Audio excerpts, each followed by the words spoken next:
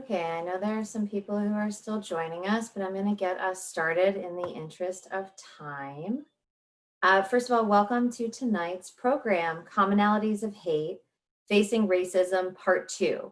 For those of you who are joining us after participating in or watching Part 1, welcome back. And to anyone who missed Part 1, welcome.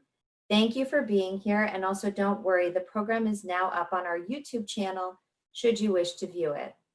My name is Sarah Brown, and I am the Executive Director at the Center for Holocaust, Human Rights, and Genocide Education, or CHANGE with 2 H's. Now, before I continue, I want to note that our center is housed on the occupied territory of the Lenape people. Tonight's program is part of a conversation that I believe is taking place across our country and across the globe. And it is in line with the mission of CHANGE to promote the elimination of anti-Semitism, racism, and all forms of prejudice through innovative education about the Holocaust, other instances of genocide, and human rights.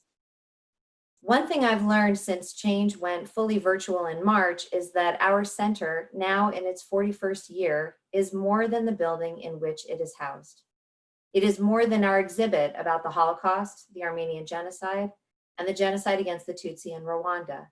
It is more than our 6,000 volume library dedicated to Holocaust and genocide studies. And it is more than our Holocaust and genocide archives, though I should note it's the only one in the state. At its core, our center is our community. And whenever I feel the strain of our times and the need for more impactful education about racism, anti-Semitism, and other forms of prejudice, I find comfort, inspiration, and empowerment from you, our community. You are the reason we are here, and for that, I am very thankful. While our center remains closed because of the pandemic, we remain here for you as well, and we have provided dozens of programs that have reached over 25,000 people now.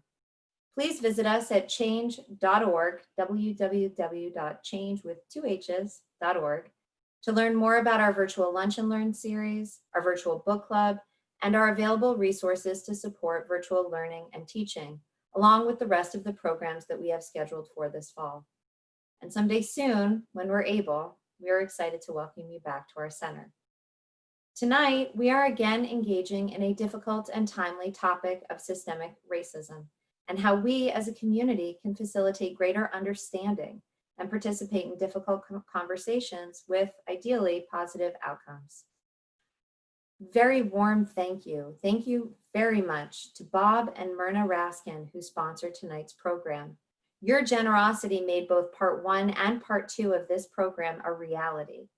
Thank you also to CHANGE staff, Allie Evans, Nicole Rizzuto, Dale Daniels, and Susan Yellen for helping to make tonight a possibility. And a very, very special and warm thank you and welcome to Dr. Linda Caldwell Epps for joining us yet again and sharing your knowledge with us. It is now my pleasure to repeat my introduction and introduce you once again, and also repeat Dr. Caldwell Epps' many accomplishments. She is the founder and CEO of 1804 Consultants and a founding member of the Sankofa Collaborative. Her 45+ years of experience working with educational and cultural institutions includes the New Jersey Historical Society, where she served as president and CEO, and the New Jersey Network Television and Radio, where she served as VP for Institutional Relations. She led part 1 of our series, and she is back to lead us through part 2. Please join me in welcoming Dr. Caldwell Epps. Dr. Epps, I am going to mute myself and hand the floor over to you. Thank you.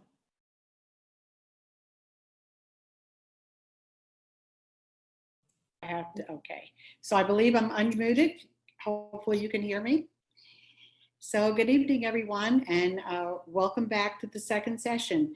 To those of you who were here just a few weeks ago, and to new attendees, I think that this session is independent enough that you should be able to reap just as many benefits, I hope, from it as those who attended part 1.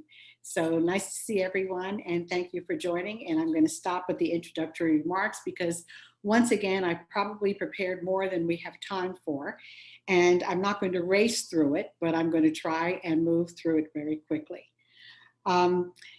Those of you who are on the call who know me and the change folks pretty much know my style. I usually launch my talks with a feel-good story about myself and then carefully go a little deeper, slowly approaching the ouch stuff that hits home.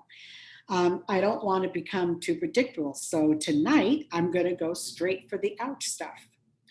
During our last session, I said we would discuss systemic racism in more detail. And throughout this country's history, the hallmarks of American democracy, opportunity, freedom, and prosperity have been largely reserved for white people through the intentional exclusion and oppression of people of color. The deep racial and ethnic inequities that exist today are a direct result of structural racism, the historical and contemporary policies, practices, and norms that create and maintain white supremacy.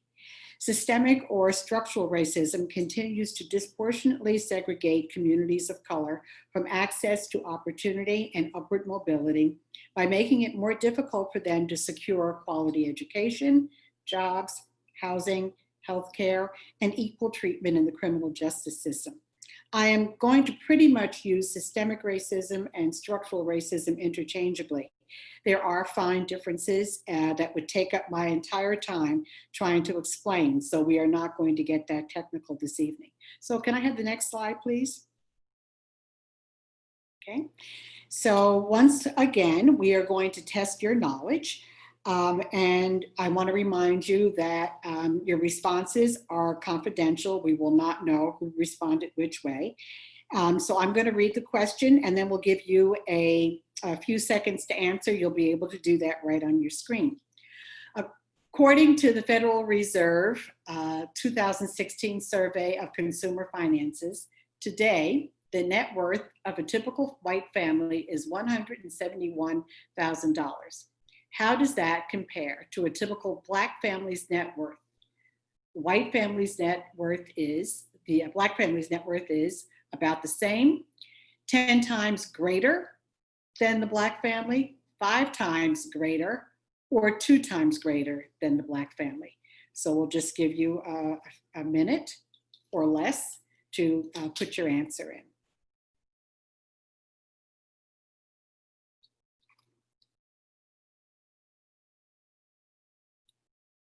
Okay, according to the Federal Reserve 2016 survey of consumer finances, today the net worth of a typical white family is $171,000. And that is correct for all of you, 10 times greater than that of the typical Black family, which is $17,150. Now, as most of you know, this is far less than college tuition for 1 year. For some of you, it is far less than your yearly grocery bill. So what does that say about nutrition and health histories and housing conditions, et cetera, et cetera, et cetera? As a reminder of where we left off at our last session, let's take a look at one area of systemic racism, that same one that we looked at before. But this time we have a film clip taken from Race, Power of an Illusion. So if we can start the video, please, which is on redlining, and this is a small clip again. Okay, thank you very much. Can put on back on the screen. Thank you. Redlining is a very serious problem that systemically kept African Americans and other ethnic groups from building wealth. What is more American than the opportunity to build wealth, which for people who do not inherit wealth and were not trained for high-paying jobs, has historically been the one way that they could build wealth, that they could build equity through their home ownership. For me, the end of the clip is in many ways the most gripping. I could perhaps understand and tolerate individual racism, but to learn that your government is deliberately undermining your attempt to own a home is just unacceptable. As we discussed in our last session, although Jim Crow laws were not thought to be in the Northeast, we know that de facto segregation did exist. And New Jersey, since its inception, has been complicit in slavery and de facto segregation. The articles and concessions that shaped New Jersey colonies allotted from 60 to 150 acres of land for every slave imported by landowners. Free land, okay? New Jersey was the only northern state that did not vote for Abraham Lincoln in both elections. And after they did accept the 13th Amendment that mandated, the state mandated its own laws to keep African Americans in order. One such law was that if you were visiting friends of family in a town that was not the town where you had your residence, you had to go to the courthouse or the local governing authority and register and apply for a 48-hour pass. Now, the pass could be denied, but even if the pass was granted and you were found in violation of your 48-hour visitation, a jail sentence was imposed. During the Great Migration of the early 20th century, de facto segregation was still in existence, with Black doctors not being allowed to practice in many hospitals until the second half of the 20th century. And unfair discriminatory housing practices still in operation in most areas of the state. And I could go to an entire lecture to discriminatory practices that legally operated into the latter part of the 20th century, but we will move on. And can I have the next slide, please?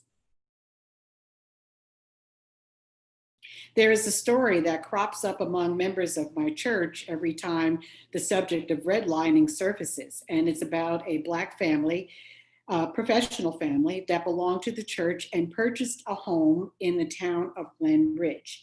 For those of you who do not know Glen Ridge, it is a wealthy town that sits between Montclair to the west and the north, Bloomfield to the east, and East Orange to the south.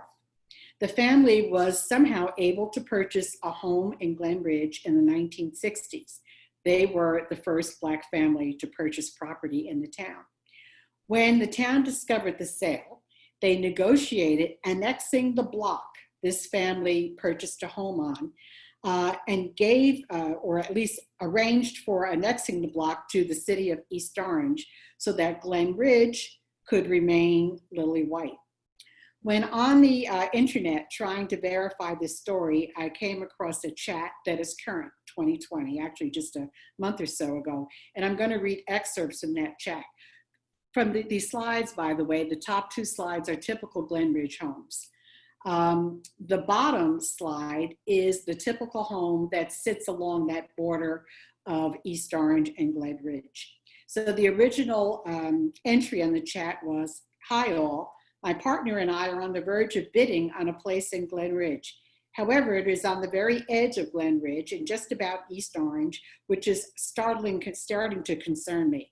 I want to feel reasonably safe in my future home and don't want to worry about getting mugged on my way back from the train. Does anyone who lives on the south end of Glen Ridge have any advice? Beyond the property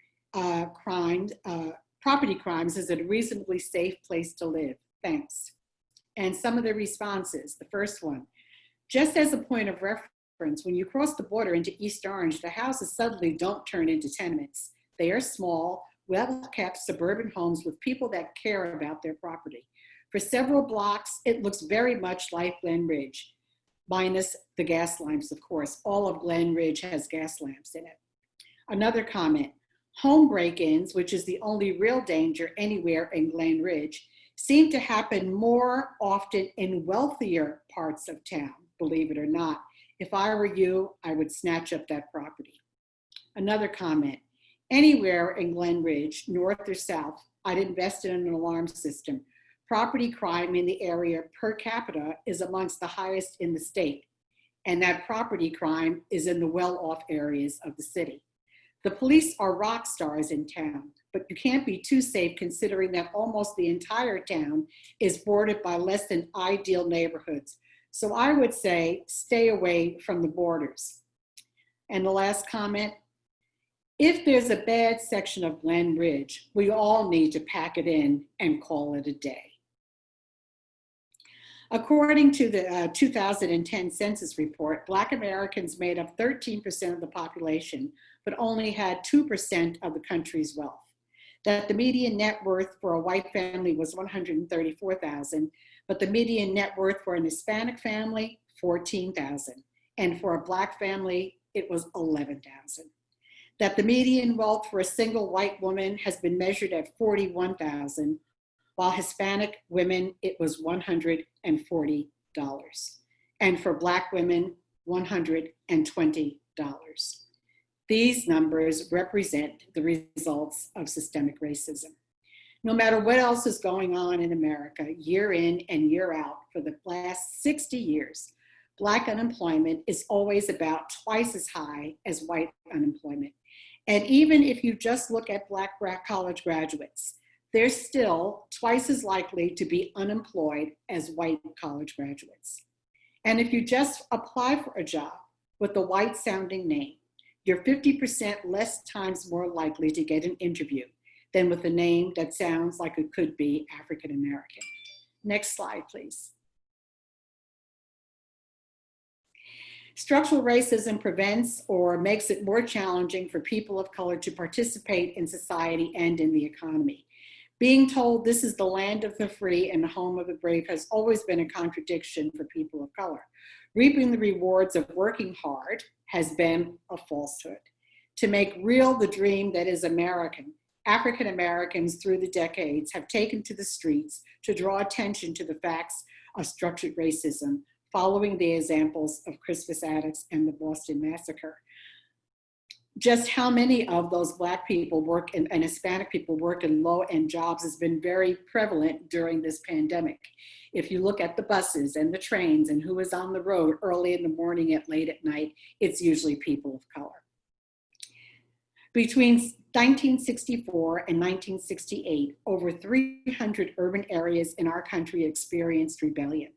In New Jersey alone, there was Lakewood, Hackensack, Asbury Park, Trenton, Camden, Elizabeth, Atlantic City, Broadway, Plainfield, Englewood, and of course, Newark, pictured here. One of the world's great soft drink companies did a wonderful job marketing and naming and insanitizing the social revolution that was in progress in the late 1960s. Next slide, please. We were called the Coca-Cola generation, and the theme song, for those of you who remember, heard on the radio and television incessantly, was came to be to describe the mission was to change society and make it more equal, and to have the country be more liberal than it was during their parents. Some of you remember the words, "I'd like to teach the world to sing in perfect harmony," and it goes on and on and on. Coke is Coca-Cola today, and you know, you can Google the words, they're there, I have them here, but I have a terrible singing voice, so I'm not gonna sing them to you, but hopefully you keep my drift. And so the civil rights legislation passed in response to the civil rights movements and rebellions, slowly but surely, we began to see a little progressive change. I know you remember going from seeing no one except the occasional Ed Sullivan guest of color on TV to having a series featuring a Black woman. That's too early, please, go back. Julia with Diane Carroll as a single mom, nurse. Movies began to open up, and you might see a Black character or two. I also know you can remember that with perhaps the exception of the classroom or on public transportation, it was unusual for you to be in the company of people of color. But you were aware of their existence and knew you were nice to them. They were not at your family and friends' dinner parties. They were not invited to your weddings. They were not your college roommate or members of your sororities or fraternities. You were cordial because, of course, you liberally believed in there's good and bad in all races. So you were well behaved and perhaps used the language that was acceptable, but you kept your distance, never becoming too close because you knew venturing into a relationship with the other would be complicated and, yes, uncomfortable. That was directed towards white people on the call. For people of color on our Zoom, you know the greater culture considers you different. You are different. You see your job as making you and your family as acceptable to the dominant white society as possible. You agree or remain silent when racist comments are made at work. You have the conversation with your children to the point where they can tell you what you are going to say word for word anytime they are going out of the door, especially if they're going to meet white friends and they will be in a white neighborhood. Now change. Next slide, please. Because you know, even though you have a degree of acceptance in this community, in the white community, you remember what happened to Henry Louis Gates when he was trying to enter his own house. Henry Louis Gates, a 60-year-old crippled man, Yale and Harvard trained intellectual, was arrested for attempted breaking and entering and disorderly conduct into his own house. You have to worry each time your son leaves out of the house because times just have not changed enough. What you need to understand is that in 1970, we did not understand the depth of the racial divide like we do today. Things in many ways are not better, and you will hear some statistics later in my remarks, because we did not realize just how much work would be needed to break down systemic racism. It manifests itself in so many ways, as racism is individual, collective, and institutional. So now we are going to break into groups and delve into a discussion about an actual incident. We are going to do a case study. And a case study is a particular instance of something used or analyzed in order to illustrate a thesis or a principle. I'm going to give you the case. You are going to discuss that case in small groups and with a moderator in each one of those groups. And when we come back together to discuss the case, you'll tell me about what happened in your smaller groups and how you feel the situation should have been handled. So are there any questions from anyone yet? I think it's going to be self-explanatory. And if there are questions, you will have a moderator in your group who can help you. You'll be given, I think, between 7 and 10 minutes to discuss, and you'll get little warning signs on your screen as your time is clicking by. So let's go to the next slide, please. Okay, a young man, this is the case, so I hope everyone is listening. A young man gets off work and, as he does at least 3 or 4 days a week, visits the gym that is located on the same New York City block as his place of business. I should add, he is the director of the small museum and cultural center that is on the grounds of a building that serves as part of the campus of Columbia University. After his workout, he decides to stop and get a haircut in a barbershop that he visits frequently. He is the only customer, so he is in and out quickly. As he takes his second step out of the shop, he is tackled and lying face down on the sidewalk with a foot on his back. Thinking he is being mugged, he says, "Take what you want. In my backpack is my wallet. My cell is in my jacket." A reply comes, "Oh, you speak English. Just lay still and be quiet." He looks up and sees a gun holstered on the shoulder of one of the men. What would be your next move? So we can break into groups now and discuss.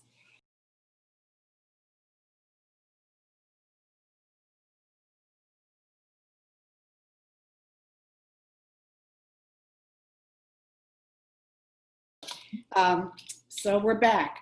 Hopefully, I know the time went quickly. It went quickly in my group. But can I have some takes on what happened? Is anyone willing to speak out on behalf of their group? Yes, I see one hand raised, and I don't see a name, so I can't call out names. But unmute yourself, whoever you are. You're still muted. Someone? I'll unmute. Okay. Can you hear me okay? Yes, I can hear you. Yes. So one of the ladies in our group said that it's probably going to be really hard for that person on the pavement not to get headstrong because it's a challenge to their manhood. And as a teacher, she emphasized, you know, if someone tells you to lay still and be quiet, that's what you have to do, as hard as that is. It's very, very challenging. Thank you. Any other takes on it? Anyone else? I did see a hand up before. That person's hand is now down. You have to unmute. Hi. In our group, I was a moderator, I found it extremely interesting that from the beginning, everybody assumed it was a police officer.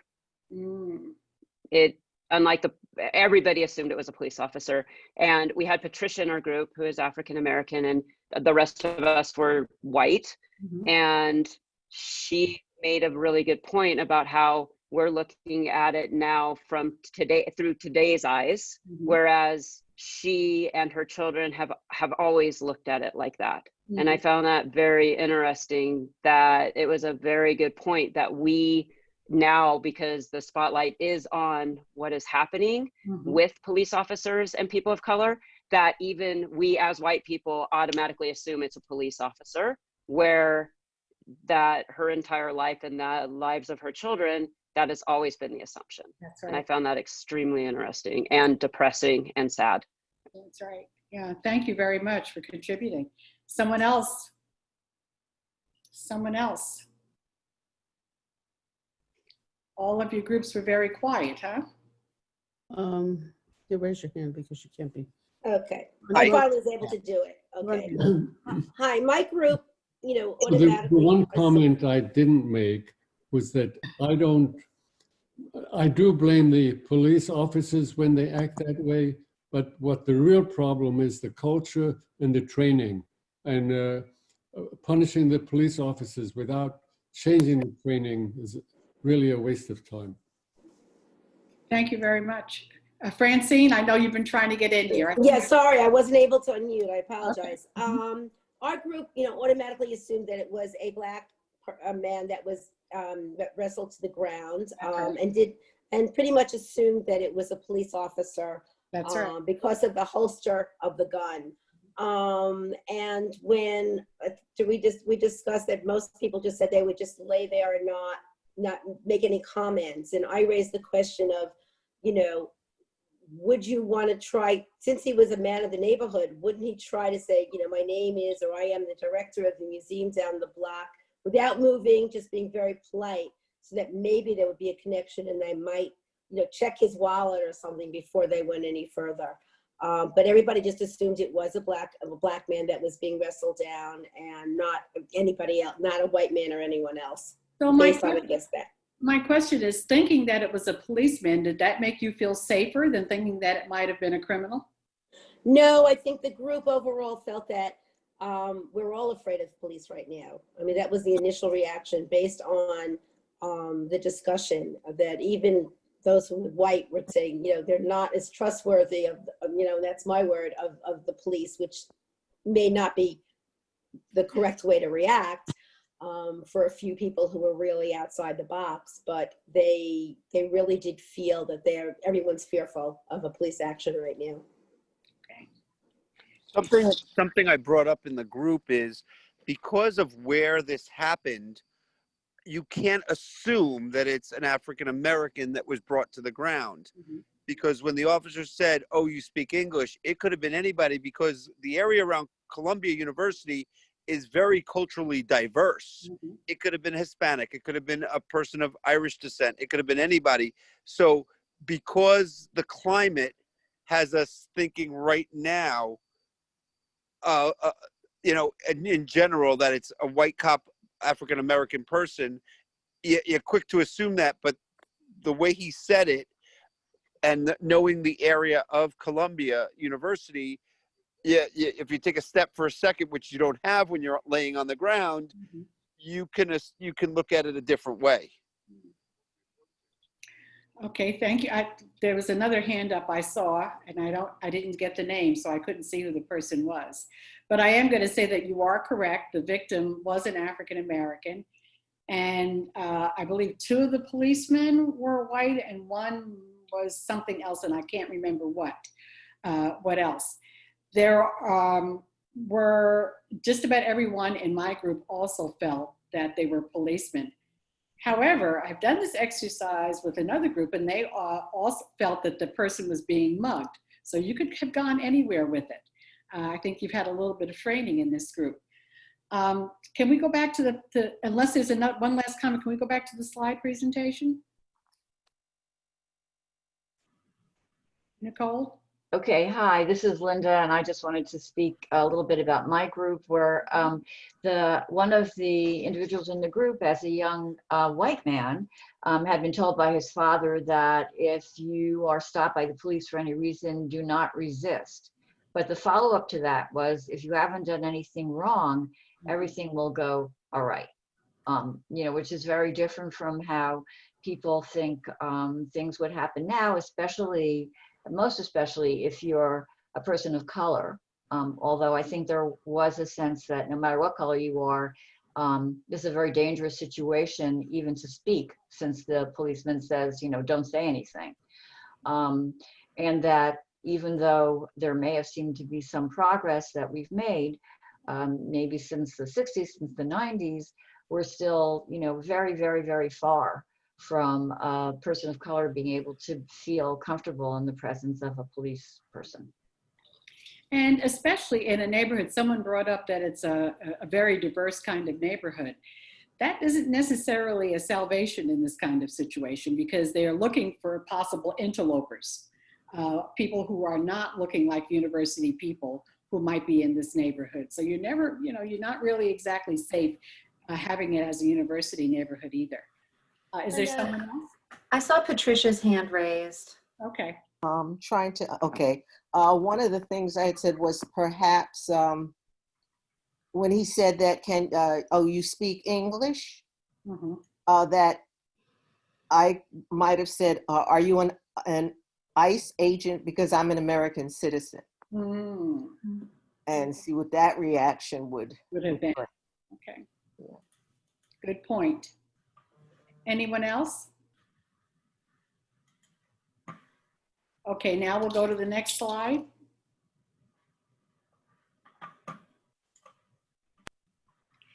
So this is where it happened. This is the Malcolm X and Betty Shabazz Institute, which is on the Washington Heights campus of Columbia University. And the next slide.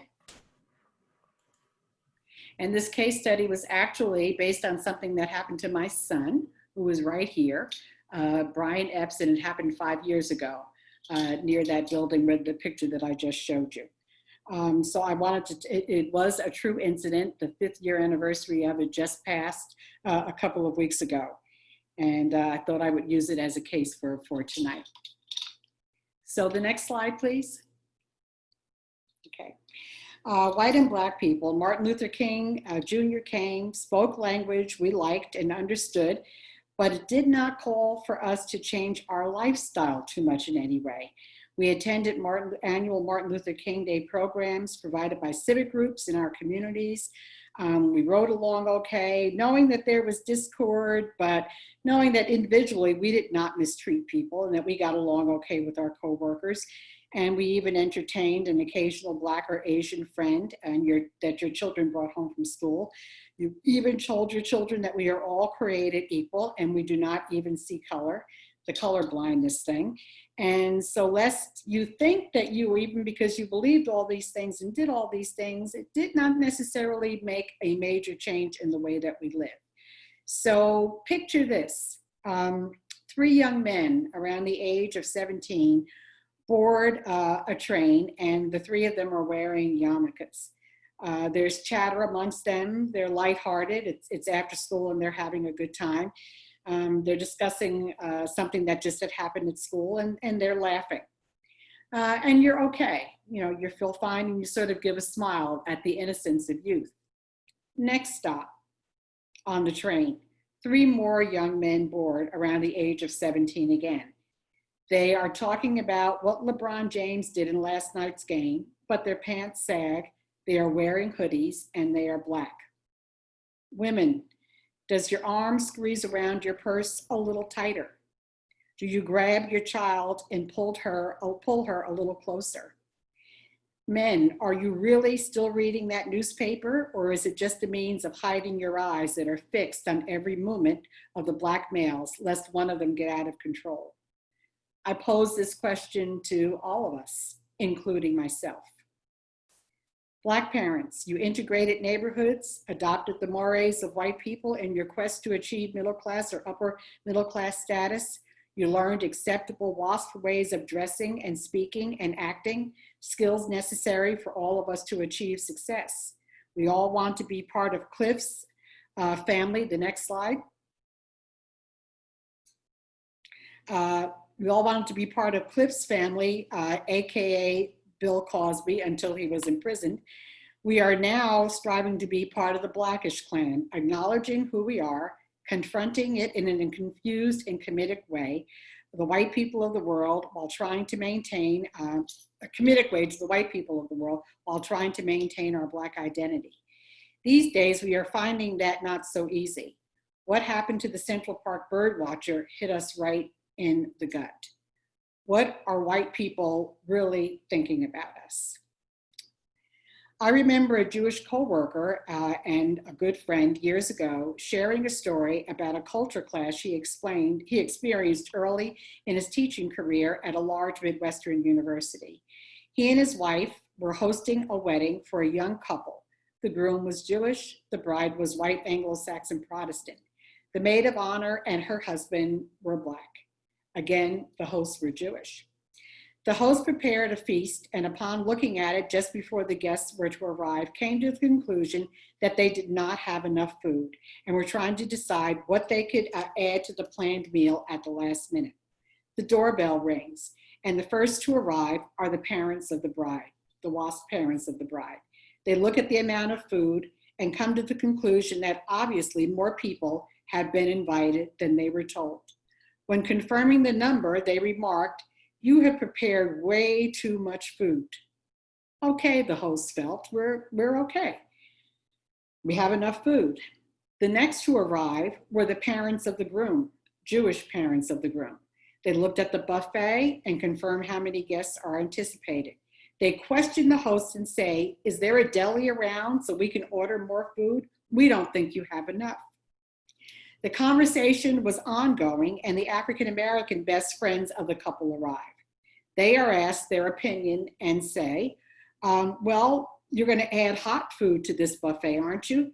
Black people never consider a meal unless there is a hot entree.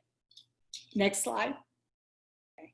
My point is we all have cultural norms. It's not a matter of what is right or what is wrong.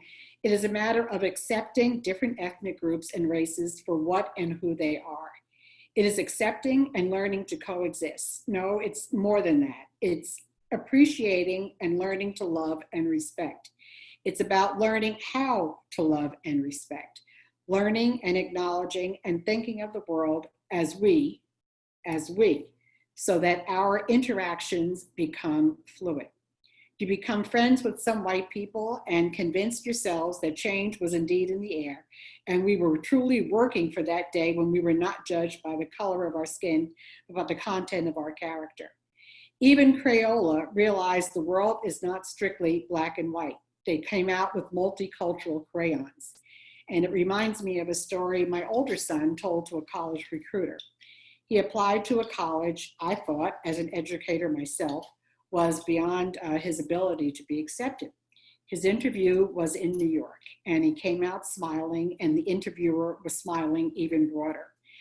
As we were discussing the interview on the way home, he said, when asked what he could bring to this lily white Midwestern college, he told the story of a classmate coloring a picture of Martin Luther King Jr. Black. And you could not see King because the black crayon obliterated all of the guidelines. She said the teacher said that he was Black, so I colored him Black.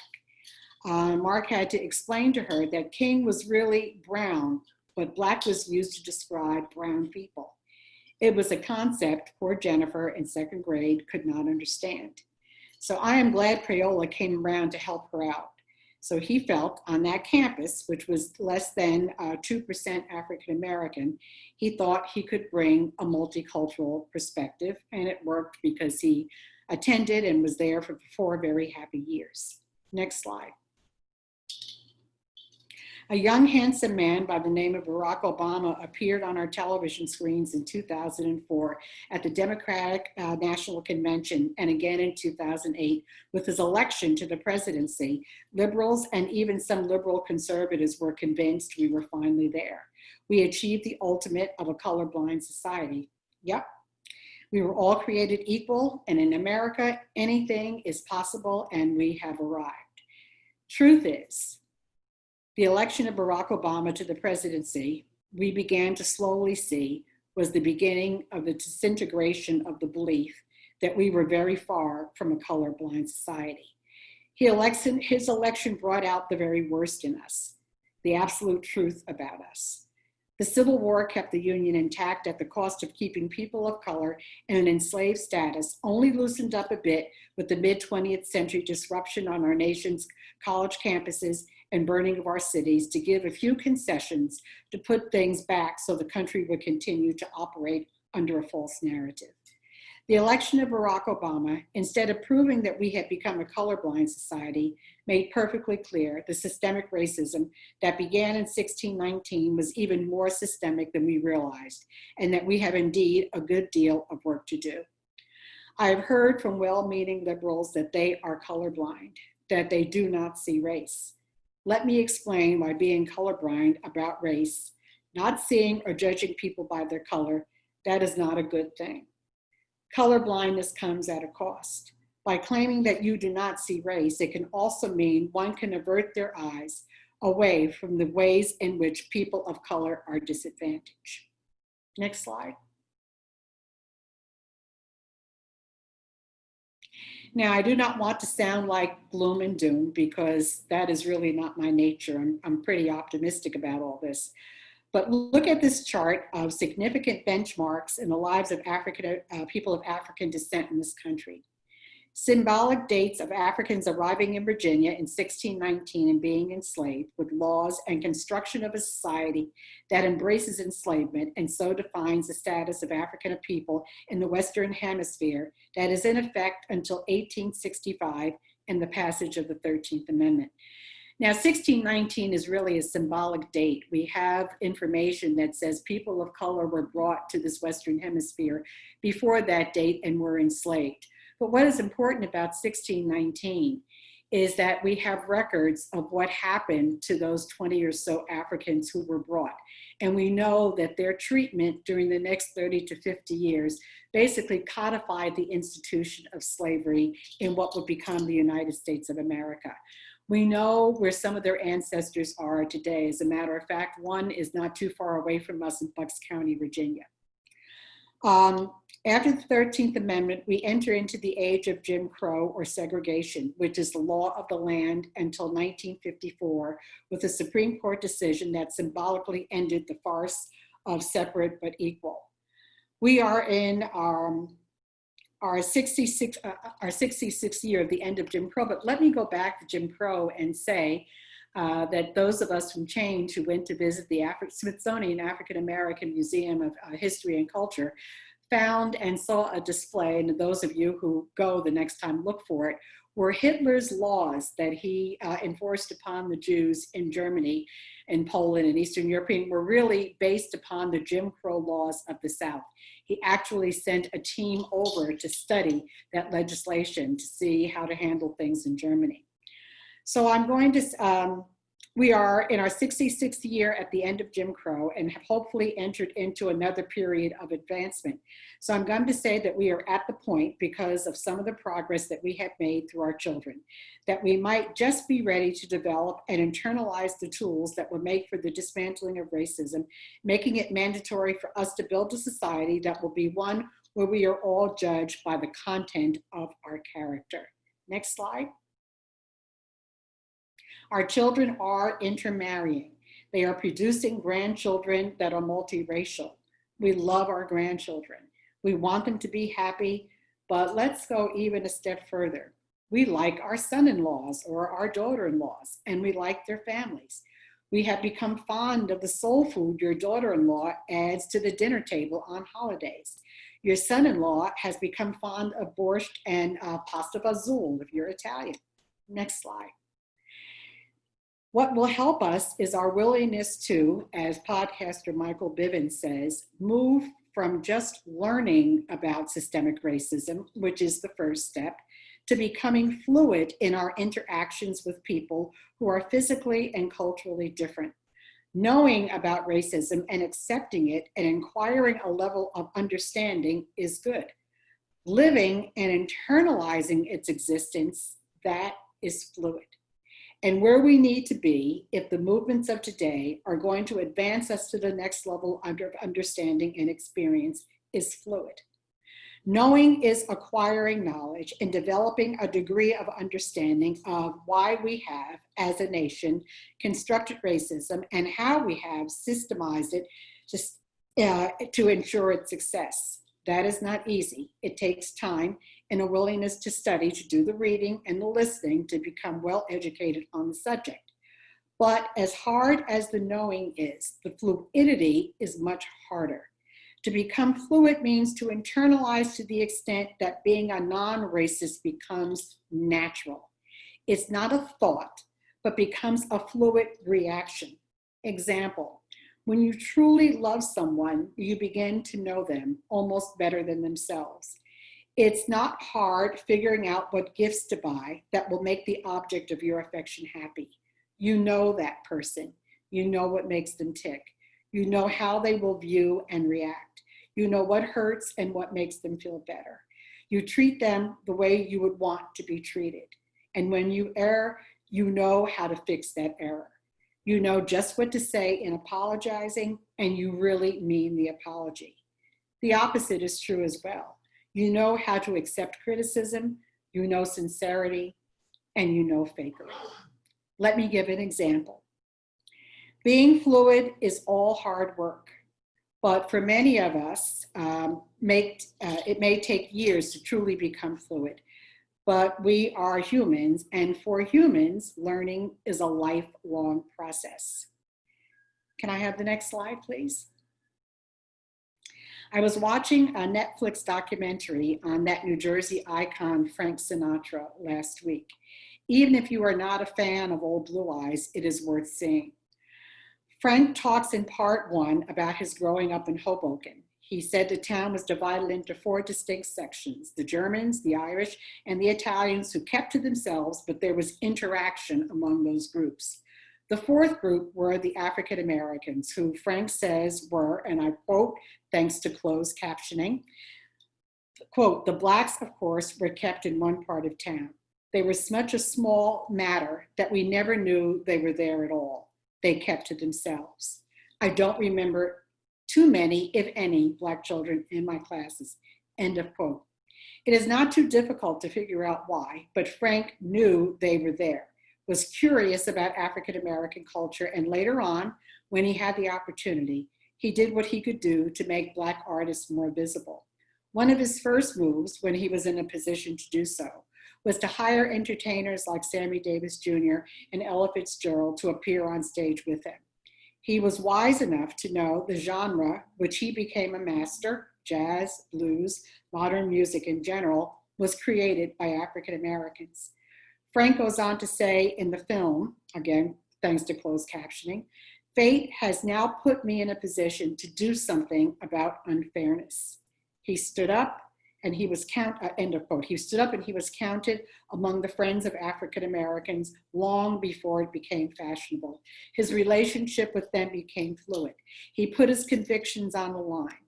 According to Frank Sinatra Jr., once he knew and began to understand the dynamics of racism and how it was hindering the success of some very talented people who had a stake in the building of this country, he began to act. Dad would help other people ascend. People helped Dad. Dad would help them.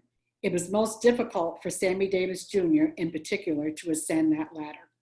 And according to Harold Belafonte, quote, he was a left-wing entertainer who was far ahead of his time in the positions he took. He was speaking out against racism when no one was speaking out against racism, let alone a white crooner from Hoboken, New Jersey. He did not like it that Black people were treated as inferior, and he began to rebel against that, end of quote. Frank again himself said, I really became conscious of segregation when I got into the entertainment business. Traveling around the country, I did not like the way people were treated. It was not just the South, but in some northern states, I began to resent it. It's the most indecent way to believe and to behave. End of quote. Equality of the races was important to his life, to his heart, and to his whole style. He became fluid. He was close to the African American scene. He opened up more doors than any other individual in the entertainment business during his lifetime. He paid them good salaries. He was always there. He would be in hotel lobbies to make sure they were respected when checking in and that they got decent rooms. He would not eat at restaurants where they could not eat along with him. He volunteered his time and money to Black causes. And Frank goes on to say, "We are all created equal. I think it's vile and indecent because we are all created equal." End of quote. I want to point out that in the picture, aside from Louis Armstrong and Sammy Davis Jr., which you probably recognize, the man and woman in the picture are architects. So Frank's extension of goodwill went beyond the music business. He made sure whenever he could, he hired African Americans to build his house, to build sets where he was entertaining, and so on and so forth. Lesson to be learned from Frank. Stop thinking that the horrors of the world will simply work themselves out. They won't, unless men and women of good faith take action. So the next slide and final slide. When good people, oh, it's not the final one, but anyway, when good people don't act, evil reigns. That was from last Sunday's, or this past Sunday's New York Times. I suggest you go back and read the article if you not already have. He says, stop thinking that the horrors of the world will simply work themselves out, because they won't, unless those of us who know better do something to change everything. So that's a plug for Charles Blow and the New York Times. This past Sunday's newspaper was a wonderful article. So now the next slide, please. Okay, so let's stop, and we've got a little acronym for you. Learn.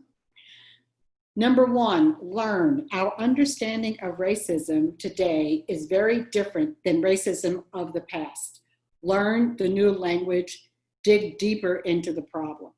Two, explore. Get serious about your own stereotypes and biases and learn how to deal with them. These rules are for all of us, not just white people, not just Black people, not just yellow people, not just red people, but for all of us. Get curious about your own stereotypes, how we think about other people and their biases, and learn how to deal with them. Number three, A, accept. Get better at accepting rather than avoiding difficult feelings surrounding race.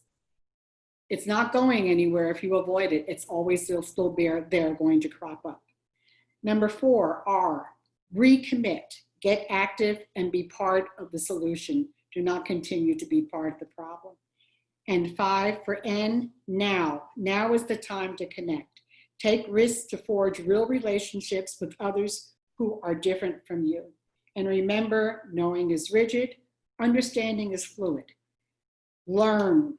L, learn, explore, accept, recommit. And now is the time to do all of the above. So I wish you luck on your quest to becoming fluid and overturning evil. And I think that we're at our time, but hopefully we can take time for a few comments or questions if you have them. If we can go back to a full screen. Thank you, Dr. Caldwell Epps, for yet another just incredible and enlightening and engaging program. This was just phenomenal. We do have a couple of questions, and I'm also mindful that for some people their time is up, or they need to get back to their loved ones, or they need to have a meal. So please don't feel pressed to stay if you have to go. But we do have some questions for you, and so if you don't mind, can I ask a few? Sure. Mm-hmm. Okay. So one of the questions, and this is a personal one, is there was some interest in knowing what happened to your son. You said that he was the one that this possible mugging had taken place. He was the victim of it, and that it wasn't in fact a mugging. Could you please tell a little bit of what happened to him? No, it was the police, and they did let him up and let him go. Apparently they must have been looking for someone. I don't know who. But they did let him go, but they gave him a stern lecture about being careful, staying out of trouble, don't go, places where you shouldn't go. Where do you live? When you get off from work, go home. That kind of, why should he have to go home when he gets off from work? So it was that kind of thing, but he ended up being okay. It was just a frightening experience, as it would be for anyone. Another question was, do you have any books that you would recommend to giving to young students, possibly high school age?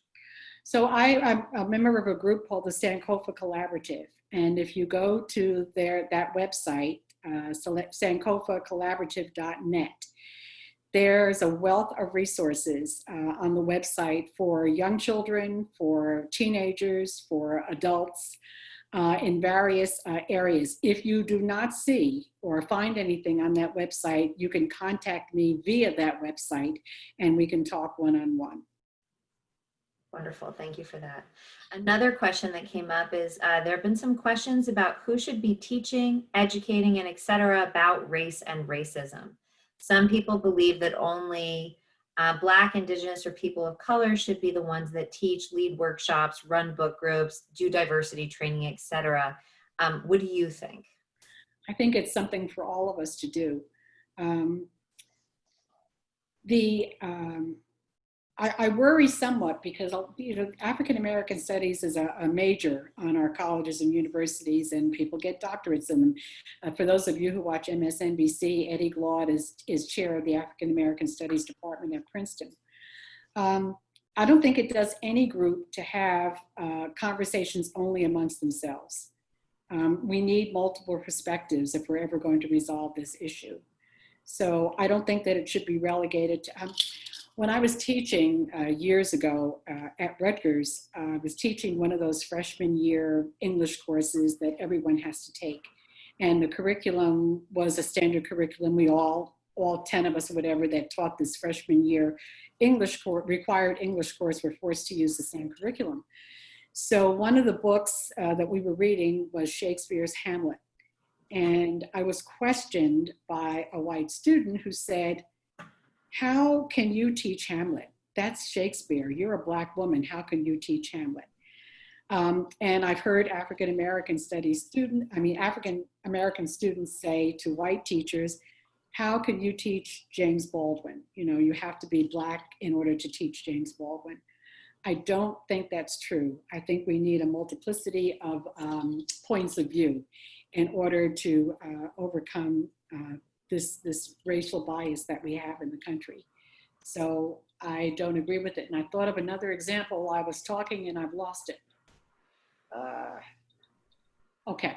I do want to say that in teaching in a multicultural way, that we have to open ourselves up like that learn to hear the different perspectives. We're not all always right.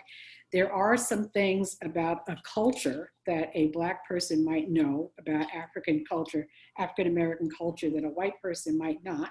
I remember having an argument with a team from Temple University about finding some objects in a archaeological site, and they said that the bones that they found belonged to a muskrat, so they felt that the African Americans, who were runaways, by the way, who lived on that site must have been fur traders.